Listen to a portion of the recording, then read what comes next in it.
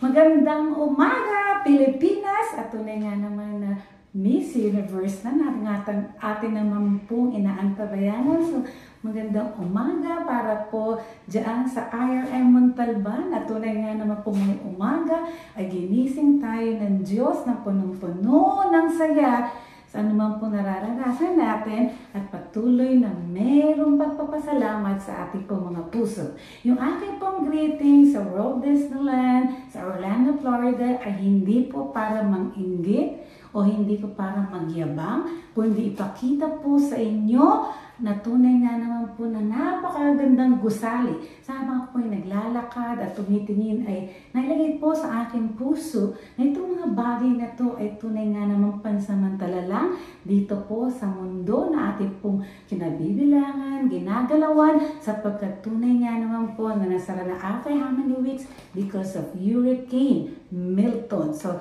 in just po snap of the finger sa po ng mata, sa tingin sa isang idlap, po ay maaaring mawala o masira. Kaya po ngayong umaga ay bago bibigyan ko po na kayo ng mga tips na po. Sabi po gano'n pa kung ikaw daw mahilig magpuyat, para na sa gano'n ikaw ay kumita, pwede ka naman magtanod, may salary ka pa. At sa mga nagda-diet at gustong mag-diet, mag-jogging po kayo, hindi papalapit sa kusina, kundi palayo sa kusina. Sa mga babaeng hindi marunong magluto dyan, kung mag-aasawa daw po kayo, ay dapat ay lalaking ang piliin ninyo na hindi marunong kumain. Kapag naman daw po sa pagkain ay food trip, at kapag ikay tumatawa, laugh trip, at kapag naman sa tugtugan, sound trip. At pakitingin mo nga yung katabi mo kung ano yung mukha. Good trip ba o bad trip ba siya? Sige nga po, tignan yung katabi mo, bad trip or mukha po bang good trip? Yung ng kanyang mukha. So dapat ngumiti po tayo ngayong umaga at pakingitan nga naman po ang inyong katabi sapagkat kailangan po kapag ikaw yung ngumingiti, kay gumaganda, ikaw ay gumagwapo o pumupogi ang iyong itsura. So napakaganda po sapagkat tunay nga naman po sa araw-araw na ating pong buhay ay mahalaga na makita po natin yung tamang perspektibo na ating pong dapat gawin sa po na ibigay sa atin ng ating Panginoong Hesus. Sige po, tayo po ay tumayo at ating pong buksan ang ating pong Biblia sa Colossians chapter 3 verse 2. Sa aking pong babasahin sa wika po na NIV. Sabi, set your minds on things above, not on earthly things. At sabi po sa Tagalog, mga bagay na panlangit, ang isaisip ninyo, hindi ang mga bagay na panlupa. So sa Tagalog ay maganda po na isaisip natin yung mga bagay na panlangit at hindi po panglupa. Sa tayo po ay manalangin. Panginoon, maraming po salamat sa umagang ito. Pinupuri ka po namin, pinasasalamatan. Whatever, Lord, is in our hearts, forgive us, O God, cleanse us. I invite you the presence of the Holy Spirit. Be with us and use us for your glory. And continue, Lord God, to be our Lord and Savior. At pahayag po ay yung katotohanan, ay yung mga salita na ikaw lamang, Panginoon, ang aming po itataas. At ito po ang aming dalangin na kami po ay magamit mo sa ministry. Patuloy, Panginoon, na ikaw lamang ang maghahari, anumang Panginoon pangyayari, sitwasyon, ay makita po namin, Panginoon, na maitaas ka lamang sa araw-araw. Ikaw ang aming Panginoon, pinagpupurihan, dahil sa Panginoon. Amen. At lahat po tayo magsabi na Amen and Amen. Sige po, makakapo na po kayo. So meron po isang pare, nagtanong po doon sa pong bata na naglalaro. At ang sabi po ng pare, Iho, alam mo ba kung saan yung daan ng papuntang simbahan sa St. Joseph? At sabi po ng bata, o sige po, Father, dumiretso po kayo at pangatlong kanto, kumanan po kayo. Ang sabi ng pare, o sige, Iho, kapag ikaw ay may oras, ay pumunta ka sa simbahan at para nang sa ganun, tuturo ko naman sa'yo kung ano at saan yung daan ng papuntang langit. At ang sabi ng bata, sabi niya, ganun po ba? At sabi ni Father, ba't parang hindi ka naman interesado? At ang sagot po ng bata, Father, yun nga lang po papunta sa simbahan, hindi niyo pa alam, papunta pa kaya sa langit. So doon nga naman po today, I want to give the message of the Lord, Colossians chapter 3, verse 2, titled, Desiring God's Presence. Ano po, napakahalaga po na ating po ilagay sa ating puso at i-desire natin yung pong presensya ng Diyos ay para pumapa sa atin. Kaya po sabi sa Psalm 37:4, delight yourself in the Lord and God will give the desires of your heart. So this time, this moment, i-desire po natin yung Lord po yung maghahari sa ating pong buhay na kung saan ay patuloy po natin hanapin ang kanya pong presensya. Because presence, God's presence, ay meron pong tatlong klase na po. God's presence is omnipresent. So, omnipresence, God is everywhere at the same time. Second is indwelling presence, is an amazing blessing sapagkat ito po ay para po sa atin na kung saan po ay andito sa ating pong kalooban, sa ating buhay, indwelling in our lives through the power of the Holy Spirit. At ang pangatlo pong kinds of presence is manifest presence. Ito po yung nire-reveal ni Lord, ano po, from unseen to seen, from unread to read, ano po, na nakikita po na minamanifest, may mga bagay po siya na pinapadama sa atin, na kung saan po ay nire-reveal niya, presensya ng ating Panginoon. So dito po ay napakahalaga, sapagkat ito ay sinulat ni Apostol Paul sa Colossae. There is a small town in Asia Minor, kung saan po ay ito ay klase po na Ephesus na first in Asian na po na siya ay nakulong as a first Roman imprisonment at ito ay tayo nagkakaroon sila heavenly mindset. So, godly things, worldly things, material, success, self-centered, self-serving, and godly things are those are eternal, divine, and designed to glorify our Lord Jesus Christ. So, napakahalaga po, glorify our Lord Jesus Christ.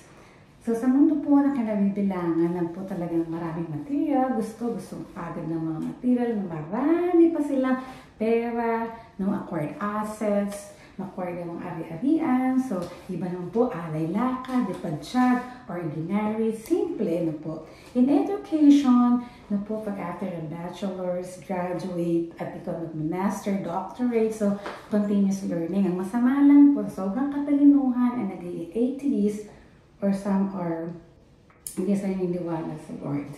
So, dito po ay makita mananampalataya na po. Ano po ba yung priority natin na tayo po bilang nakakilala sa Panginoon ay napakahalaga na meron po tayong dapat. Kaya set your mind. So, dito po mind. And some other message, I said that this is the battlefield no, kung saan tayo magdidesisyon sapagkat marami mga satanic na po na pag-iisip. Na po nakakalungkot nga sapagkat dito po ay mga young ones, ang mga makeup nila nakakatakot. Kasi may mga satanic na po group na kung saan ay kinabibilangan nila. So, ang pacing of life ngayon ay pabilis po ng pabilis. Na po, pag 21 years old ka, so ang pacing niyan is mabilis na po, lalo pag 50 na, 60 na po, 70. So, ang lifespan po ngayon from 70, 80, ay ito na nga naman po nababawasan. Because of some chemicals, sa po yung environment, at iba pong mga nararanasan po natin, mga sakit, bacteria, at marami pa pong iba. So, mahalaga po in reality po ng buhay, na po sabi that life is short. But for me, life is beautiful. Na po, life is beautiful sapagkat ito po ay magagamit natin wherein encourage the people to live life to the fullest. And don't waste your time on things that are not important. No? Yung mga anger, galit, yan, masama po yan. So dapat meron tayong life that is always in our hearts na meron tayo. So you should not waste your life. Because life is very important, ano po, na dapat ay patuloy na natin ine-enjoy sa araw-araw. Because one, that you should not waste your life, one, accumulating materials, possession. Ito po, trabaho. Talaga nga naman pong busy sa trabaho at sa mga ibang bagay. Kaya nga po yung pinakamayaman sa China na po namatay, billionaire. At after niya namatay, yung kanya pong asawa babae, nag-asawa ng kanyang assistant. At yung sabi po ng assistant, nung asawang lalaki, sapagkat siya nagpangasawa, sabi niya, tagal-tagal ko nagtrabaho, no? Bilang assistant sa boss ko.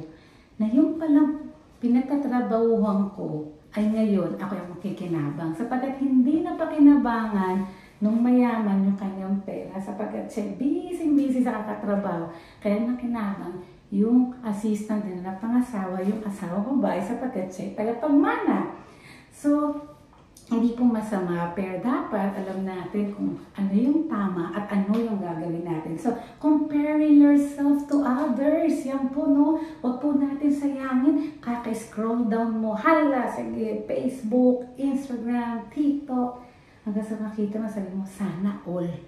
No po, pero yung pala puso mo, kaisipan mo, merong halong pagkaingit, nasasabihin mo, sana, ganun din ako, ganyan, ano po.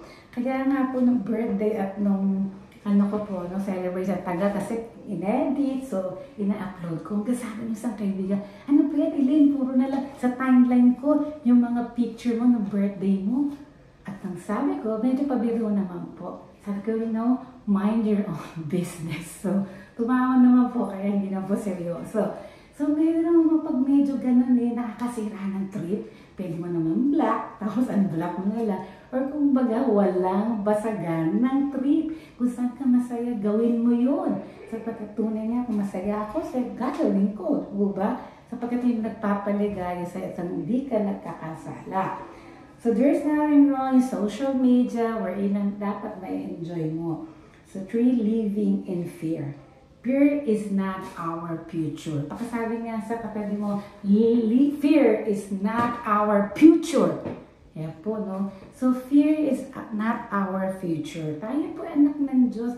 Kaya in Colossians chapter 3 verse 1, nung tayo po nakakilala, when we surrender our life to our Lord Jesus Christ, at tayo po anak niya, mayroon tayo eternal life. So, doon po nakaupo, ang Panginoon, si Yesu Cristo sa kanan ng Diyos. So, therefore, kasama na po tayo. So, wala dapat tayo na naman takot sa buhay, kundi we have to enjoy our life, everything na wala po tayong dapat. Ano man po yan, sapagkat tayo ay nasa mga kamay na ng ating Panginoong Jesus. Pakasabi sa katabi mo, living in fear. Fear is not my future. Fear is not my future. Fourth, living like everyone else. Nabubuhay ka, gusto mo maging idolo yung karir. Kaya nga yung probinsyano na hindi matapos-tapos na hanggang ngayon. Kasi talaga nga namang meron pa rin. Kaya mga sindikato, mga iba't ibang mga pinapasukan, mga iba't ibang mga barilan. So ito ay nakikita ko na hindi maganda. Kaya yung mga nag-iidolo, gusto maging katulad, gusto maging dapat niyang huwaran. So, napakahalaga po na ikaw ay makita mo na yung Diyos. Christ-likeness. Tayo magkaroon, lumakad according to the Lord Jesus Christ. Tayo nilikha niya, very special para po sa kanyang harapan, para tayong tunay na anak ng Diyos na nilikha ayon sa wangis. Perfectly and wonderfully made according to our Lord Jesus Christ. Not believing in yourself. Huwag mo lalagay sa isip mo na ito lang ako, na hindi ka naniniwala sa mga posibilidad na pwede mong gawin. Because we are all called according to our Lord Jesus Christ. By the power of the blood of Jesus Christ, to believe in ourselves, na tayo ay may gagawin para sa ating Panginoong Jesus. Hindi man tayo maging katulad ni Elon Musk na pinakamayaman sa buong mundo because of the innovation, technology, SpaceX na may panglaban na po Amerika sa mga UFO at meron na rin po na tinatawag na Space SR-72, mga jet at mga spaceship rocket So, kaya meron kang gagawin. You are special with the Lord because you are a child of God. You have wonderful things, talagang future, basta tuloy ka lang, huwag kang sasuko, laban lang sa buhay.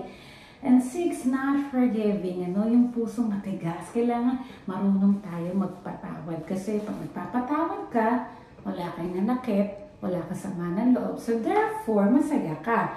Kaya dapat dito habang tayo nabubuhay sa mundo, ay meron tayong pusong masaya at mapagpatawad. Kahit mga noon-noon pa na po, kailangan marunong kang magpatawad. And 7, worrying about the future. Remember friends, worry is a sin. Kasalanan. Yung tunay nga na mag-worry ka sa maraming bagay sapagkat hindi yan na dapat nasa atin bilang anak ng Diyos. Kasi pinagkakatiwala natin. Sabi sa Matthew ng Panginoon, di po ba, mga ibon hindi niya pinabayaan ng mga lumilipad pero kumakain. Sila po ay tunay nga na mahal ng Diyos. Tayo pa na po na ginawa tayo ng Panginoon na napaka-special sa Kanya pong paningin. The people na po tayo are really, really close to our Lord Jesus Christ. Kaya po 5 things not found in heaven, death, because sa heaven tayo is glorified body. Kapag tinanong ko po ngayon, sino ang gusto punta sa heaven? Yes, sabi ko, wala naman pong magtataas. Sabi, sino gusto mauna sa heaven? Siyempre, wala rin pong magtataas. Lahat tayo gusto natin sa heaven, absolutely. Pero pag tinanong kung sino ang gustong mauna sa heaven, siyempre wala pa naman po magtataas. Sapagkat meron pa po tayong misyon sa mundo. Baka sabi sa katabi mo, may misyon ka pa. O sa kaliwa naman, sa kanan may misyon ka pa. So wala na po kamatayan, pain, wala na rin po tayo hinanakit na mararanasan sama ng loob. Wala na po tayong hirap, evil works, whatever the works of the Satan. Hindi na po natin kasi glorifying the Lord with the angels, singing praises and glory to our Lord Jesus Christ. Sickness, wala na rin pong karamdaman sapagkat doon po ay tunay nga naman po na tayo siguro, imagine ano kayang katawan baka nung 18 years old ka na Coca-Cola. Hindi na kung ano yung nandun ka sa langit sa edad mo 50, 60 yun ang katawan. So probably, bata kaya tayo doon, na sexy pa, hindi na ngayon na lumba-lumba. Siguro wala tayong wrinkles, talaga unat na unat yung mga balat, So wala ng cancer, diabetes, everything. So perfectly healthy po tayo. And then sorrow, wala na pong pag-iyak, wala nang lungkot na mararanasan. At tunay nga naman pong saya at patuloy nga na ikaw ay nasa langit, na aaway ka sa manghel at makikita mo yung mga mahal mo sa buhay na nandoon na, nauna na silang tinawag ng ating pong Panginoong Jesus. It's very, very important na tayo nga naman po ay makita sa atin at yung desiring God's presence. 1, aligning yourself with eternal values. Dapat alam po natin ano po ba yung mga kahalagahan. Kaya nga po, meron po isang missionary at yung missionary po kasi noong unang panahon, i-compare mo sa missionary po ngayon ay may pagkakaiba. Sabagat ng missionary po noong unang panahon, kapag sila po tinawag po ng Diyos at calling to go into the other country, into the land, at meron po sila mag-empake, dahil mahaba po yung kanila pong lalakbay sa aeroplano, sa kanilang barko, at yun nila po nilang luggage, ay yun na po yung tinatawag nilang coffin, kabaong. Kasi kung dadalhin po sila doon, the calling ng Lord, at susunod sila, hindi nila alam kung makakabalik na sila. Kaya presence is very important po, yung God's presence, very important bilang kasama kung saan sila dalhin ng Diyos. So, ibig sabihin, kapag ikaw ay nasa ministry at sumunod ka sa calling ng Lord, ay napakasimple po ng buhay. Apostle Pablo, sabi, was an ambassador, at tayo po ambassadors of God. Lahat po tayo, we're all ambassadors of God. So, tinawag po tayo kaya Apostle Pablo po sabi, some other comments or meron po silang commentary na binata or siya po ay nag-asawa. So it's important to know na si Brother Jan po, baka maging katulad ni Apostle Pablo na po, kung binata man na nasa full time of ministry, na talaga na with the calling of our Lord Jesus Christ, which is very, very important. So Jesus Christ, ano po, yun ang ilay natin, ano po, na habang tayo nandito sa mundo, we have to follow and obey His will, His calling, at meron po tayong dapat purpose. Kinreate tayo ng Lord in this world with a great purpose. Kaya napakahalaga po noon, ano po, na meron tayo, our Lord does not open the windows of heaven to the person who keeps his Bible closed. So wala pong blessing, ano po, doon sa mga tao na hindi po talaga nananaliksik ng kanyang mga salita, ano po, na walang close and personal relationship with our Lord Jesus Christ. Our Lord does not open the windows of heaven to the person who keeps his Bible closed. Kaya po, inulit ko para po napakahalaga na tayo po nag-aaral, ano po, nagbabasa, at napakahalaga. Kaya dito man po, ano po, bungalow, barong-baro, ano po ating tinitingnan, doon po sa langit ay meron tayong mansion. At yung ating pong mansion doon ay may pangalan, ano po, wawa nakalagay po, boy. Yan, ang dami naman pong boy or girl. Boy Adriano. Yan po. So, specific that mansion is for Boy Adriano. So, Kuya Boy, may mansion ka na sa langit. So, sure na po lahat tayo ay merong mansions in heaven.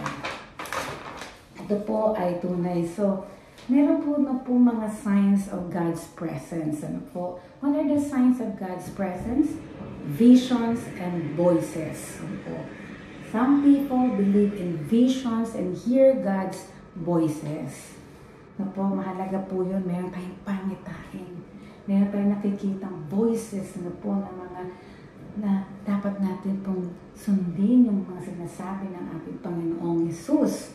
And second is yung finding peace and joy. Meron po tayo dapat peace and joy to enjoy everything po sa buhay natin. Meron pong galak. Kay galak, kay saya, no po? Yan, may kapayapaan. Dapat po, we have very important to have that peace and joy. The third is the miracles. Yan, miracles.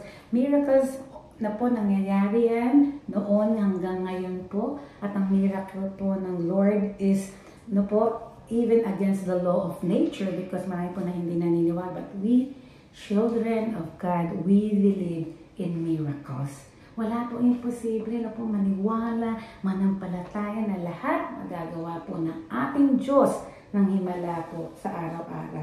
So ito na po ang napakahalaga na po na merong himala. Pakisabi sa katabi niya, himala, may himala. Miracle of our Lord Jesus Christ. So again, belated happy birthday, Pastor Manny, ng November 11. Kaya nga po, si Pastor Manny, kasama ko po yan na po ng mahabang panahon sa aking po pag-ministry dyan sa Montalban. At wala akong nakita na po sa kanya na inggit. Kasi ganun po ang manggagawa, worker of God. Very simple living, na po napakapayak ng pamumuhay, walang inggit, na po walang takot, kundi patuloy po na gumagawa at kumikilos po ng para po sa ating Panginoon. Kaya po yung mga kasa pastor, kung saan sila dalhin, na po doon lang sila titira, doon lang po sila susunod sa calling. So this is the calling of our Lord Jesus Christ. Kaya nga po, kasi eternal values. Ano po? What are the eternal values? At napakalaga din ng positive perspective. Yung positive perspective that in spite of any negative, there's a positive, even there's a time of bad, there's a good thing, at in terms po na meron na po na hindi maganda nangyayari, at titingnan natin positibo na meron po behind every circumstances and every situations, there are always lesson na po natin pong matututunan sa biyaya po ng ating Panginoong Jesus. So mahalaga po kaya wag po natin titignan kung ano yung meron yung iba na wala tayo, kundi tayo po matutong magpasalamat kung ano yung meron tayo, sapagkat ito po ay tinitignan natin na after this, ano po yung buhay natin is only temporary, and what's really important is our relationship with Jesus Christ, which is the heaven and the eternal purpose. Ano po? Ito po ay kaya po mahalaga na sunod lang po tayo. Na po, mahalaga po na makita po natin na sa ating pong araw-araw, na po na ating pamumuhay. Sapagkat Psalms 19:1, where it states na po, the heavens declare the glory of our Lord Jesus Christ, the glory of God. So let me repeat Psalms 19:1, where it states, the heaven declared the glory of God. So, tunay nga naman po sa Panginoon, ano po, yung glory, yun po yung ating tinatamasa, yung mga reward natin sa langit. Na po yung anumang hirap natin at the end, na po tawagin tayo ng Lord sa langit, ay meron po tayong putong, na po reward for the glory of our Lord Jesus. Kaya kasabi sa Romans 12:12, huwag kang, ano po, tunay na makiayon sa takbo ng mundo, kundi ikaw ay patuloy na isa-isip mo lamang, isa paraphrase, yung pong para sa ating pong Panginoong Jesus. Napakahalaga po niyan sapagkat ito po ay para ma-realize natin because minds ano po yung ating pong isip is an important factor na kung saan ay gagawin po natin yung tama para po sa ating Panginoong Jesus. So God's will na po here on earth as it is in heaven. Gawin na po natin while we're here on earth at kung ano po yung para po na po sa ating Panginoon, naharap tayo sa Kanya, nasabihin niya na faithful servant, come with me and I will embrace you and I will say welcome to the heaven. Diba? Sarap po nun, ano? Sa langit kasi namin natin reward. So positive. Ito ba positive attitude or perspective that can help us yung ating po para lumago tayo. Huwag na po tayo na puro negatives. Alisin na po natin yan. Yung mga negative, wala po sa ating magagawa yan. Ano po, maging positive tayo. Kaya po America are well blessed because of the another administration po kay Trump. Talaga nga po sinuportahan po mga Christian ano po, churches because of yung kanya po mga bagong platform at tunay nga naman pro-lives, ano po, against same-sex marriage, at tunay nga naman po na siya ay may tapos at 2 times na inassassin at still nabuhay because may purpose ng Lord, because America is a God we trust. Ano po. And this is one that's very important, is a positive perspective. The last one that I want to share in desiring God's presence. 1, align your life with eternal values. 2, positive perspective. At yung pangatlo po is yung setting goals. Kailangan po may kang goal. Because yung goal, it is an important step towards achieving them. And it's also the first step to achieve yung invisible to visible, yung impossible to possible. Kaya katulad yan, okay? One day, sini-target mo para share ng word. After 1 day, 1 week, and 1 month kasi target mo na pwede mong i-share yung word of God and a year. Kung ilan na yung na-share mo, no po. Kaya dito, no po, may group po, no, nag-share ako ng word of God at mayroon naman pong one-on-one. One soul is very important sapagkat sabi nga po, di ba sa parable, God looked for one at iniwan niya yung 99 to complete the 100. So one soul is very important sa paningin po ng Diyos kung tayo magagamit one-on-one evangelism or a group because Apostle Peter, when Apostle Peter preached the word of God, 3,000 got saved. So, remember, dito po ay napakalaga. Meron tayo po, yung inyo pong mga cell group, small group, churches, ano po ba yung mga ating pong mga siniset na goals, ano po, na napakahalaga yung vision, ano po, makita natin para lumago, umunlad yung ating pong mga gawain. According to Wilson Tozer, ano po, sabi niya, nothing in or that would measures upon yung pong pleasure experiencing the presence of God. Sabi niya, Tozer, napakahalaga po everyday na po ma-experience natin yung presence of our Lord Jesus Christ. Because God's presence, He is present, I will live without fear because God is with me. God is personal. I will not be dismayed because He is my God. God is powerful because I will see, no, I will lean on the strength of our Lord Jesus Christ. Friends, setting goals na po na ngayon pa lang sa mga gawain natin dyan, sa ministry po, ay napakahalaga na meron po tayong goal para po lumago, umunlad, umasenso po yung ating pong mga gawain. Nang sa ganun po ay meron po tayong po na-achieve na habang nandito tayo sa mundo na po natin ginagalawan, ay meron na po tayong nahanda para po sa kalangitan. Kaya po napakalaga, desiring, no po, ang rin po ng ating mga puso, the God presence po in our lives, para kung sa ganon, ma-align po yung ating buhay with eternal values, magkaroon po tayo ng positive perspective, at meron po tayong goal na po, mag-set tayo ng goal na po in our ministry, in our church, para po tayo po na po ay patuloy na magamit ng Panginoon habang hinihintay po natin siya at makita po natin siya ng face to face at harap tayo ng tunay na tayo po ay ginawa natin yung pinakamainam at the best para mabigyan siya ng papuri, pasasalamat at kadakilaan po sa ating Panginoong Hesus. Kaya po, inaaya ko po kayong tumayo at tayo po ay magsama-sama mananalangin at nais ko po ito man pong title na gaano man kalayo ang langit. Isipin po natin na tayo po'y mahal ng Diyos, ang pag-ibig niya ay nasa atin at tayo po'y palaging kasama ng ating pong Panginoon sa araw-araw. Sige po, tayo po ay manalangin at bago po tayo mananalangin ay awitin po natin ang awitin.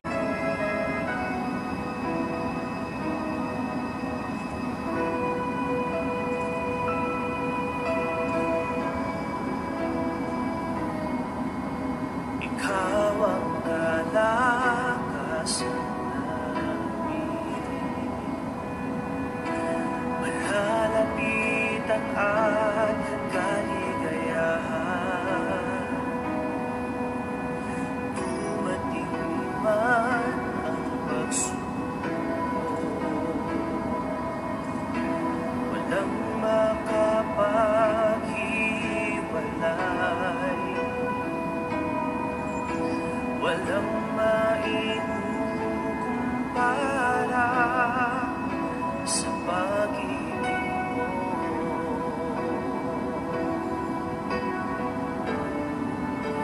Gaano man kalayo ang langit, pag-ibig mo'y para sa lahat. Luluhod kami sa paanan mo at sasamba sa'yo, Diyos. Gaano man kalayo ang langit, pag-ibig mo'y para sa lahat. Ikaw ang Diyos, ang kalakasan at kaligayahan.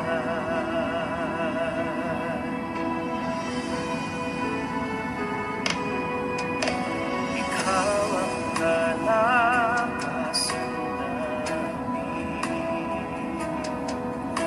malalapitan at kaligayahan. Dumating man ang pagsubok, walang makapaghiwalay, walang maikukumpara sa pag-ibig mo.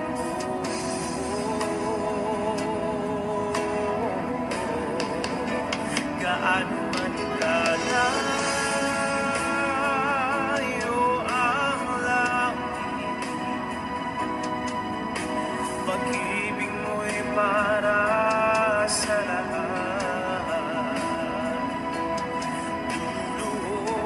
kami sa panig mo at sasamba sa iyo, O Diyos. Gaano man kalayo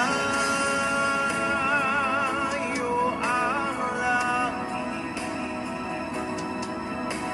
pag-ibig mo'y para sa lahat.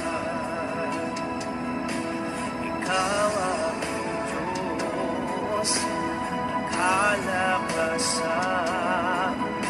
ang kaligayahan.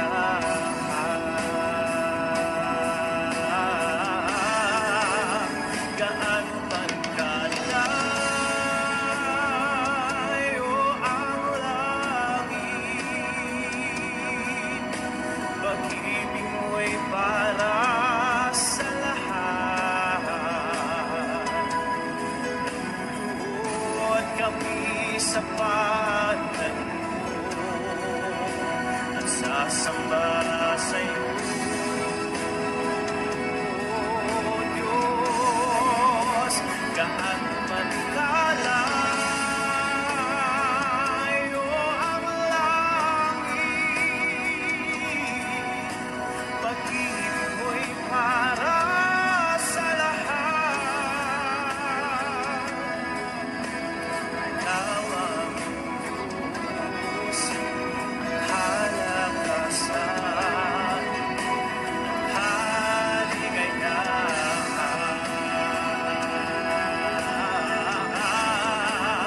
Gaano man kalayo ang langit, pag-ibig mo'y para sa lahat. Luluhod kami sa paanan mo at sasamba sa iyo,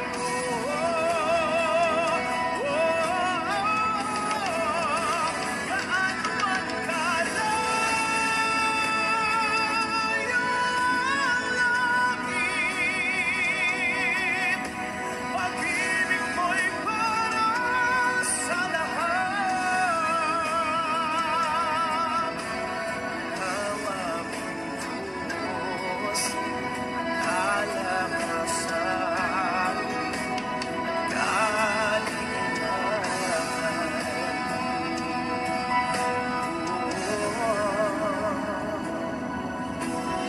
ikaw ang Diyos, kalakasan at kaligayahan.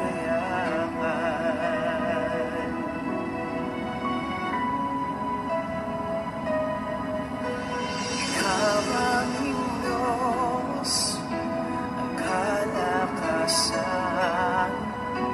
at kaligayahan. Hoy manalangin, Panginoon, pinuputi na pasalamatan ka po namin, Lord, sa lahat po ng kabutihan mo, Panginoon. Anumang hirap, Lord, na nararanasan mo po namin, anumang, Lord, gaano kalayo, mga langit, patuloy mo kami naririnig sa aming mga panalangin, sa mga naisin ng aming mga puso. Lord, maraming po salamat na pag ngayon kami ay nasa lupa, ay maranasan namin, at patuloy, Lord, na amin po ang kinin ng iyong presensya na kung saan ay hindi mo kami iwanan, hindi mo kami pababayaan. And Lord, to give you the highest praise, glory, and honor, O God. Lord, thank you, Father God. We praise you, we glorify your name, for you are God is great. Lord, huwag mong hayaan na aking mga kapatid, patuloy lumisan sila sa lugar na to, Panginoon, na hindi nila angkinin ang kasagutan sa kanila pong mga soliranin, sa mga dinadala nilang, Panginoon, sa buhay, kahirapan, Panginoon. Lord, patuloy ka maitaas lamang, O Diyos. Yakapin mo po kami na iyong presensya, at patuloy, Lord, na ikaw lamang ang aming pong sasambitin. Lord, dadakilain sa araw-araw. Lord, pagpalain mong buhay ni Pastor Manny at Sister Mala. Bigyan mo po sila, Lord, ng blessings and everything in life, O God. Supply all their needs according to your riches and glory, for you are God is great and worthy to be praised. Apart from you, Lord, we can do nothing, for we bring back all the glory and honor. This we pray. At lang sabi na Amen and Amen. God bless you all. I love you. God bless you all from Chicago, Illinois, IRM Montalban at San Isidro. Patuloy po lumago ang inyong gawain at kami po ay kasama ninyo sa pananalangin at patuloy po kami ay susuporta hanggang sa amin po makakaya at patuloy po kayo na magamit para po sa kapurihan hanggang makita po natin ang ating pong Panginoon sa darating na second coming of our Lord Jesus Christ. God bless you all.